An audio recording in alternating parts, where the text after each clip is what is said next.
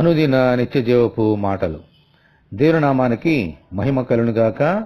దేవుని వాక్యాన్ని చదువుకుందాము. నీ స్వబుద్ధిని ఆధారము చేసుకొనక నీ పూర్ణ హృదయముతో యెహోవాయందు నమ్మికయుంచుము.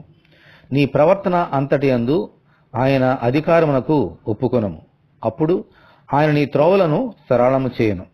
సామెతల గ్రంథము 3వ అధ్యాయము 5, 6 వచనములు.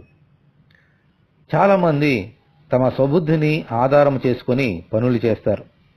తమ మనసు చెప్పిందే వేదము అని అనుకుంటారు. వారు చేసే కార్యములు దేవుని వాక్యానుకూలముగా ఉన్నాయో లేవో పరిశీలన చేయరు. తమ ప్రవర్తనను ఆయనకు అప్పగించరు. అందుకే చాలామంది దేవుని మార్గం నుండి దూరమవుతారు.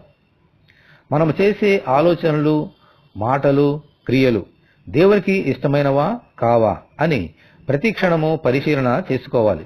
అప్పుడే దేవుడు మన త్రోవలను, మార్గములను సరళము చేసి మనకు తోడుగా ఉంటారు. ప్రభువా, నా సకల మార్గములు మీ చిత్త ప్రకారమే జరిగించమని ప్రార్థన చేసుకుంటూ ఆయన అధికారమునకు మనమందరము అప్పగించుకుందాము. ప్రభువా, మీ కొందనాలు. మా శరీరము, మా మనస్సు చెప్పినట్టు కాక ఎల్లప్పుడూ మీ చిత్తమును అనుసరించి నీ వాక్యానుసారంగా ఈ లోకంలో జీవించే భాగ్యము మాకు అనుగ్రహించి మీ దీవెనలు మాపై కుమ్మరించమని, ఈ వాక్యం వింటున్న నీ బిడ్డలందరినీ అలాగున దీవించమని యేసు అతి పరిశుద్ధమైన నామములో ప్రార్థన చేస్తున్నాము తండ్రి. ఆమెన్. దేవుని కృప మనకందరికీ తోడేయునుగాక. ఆమెన్. పరిశుద్ధ దేవుని మందిరం.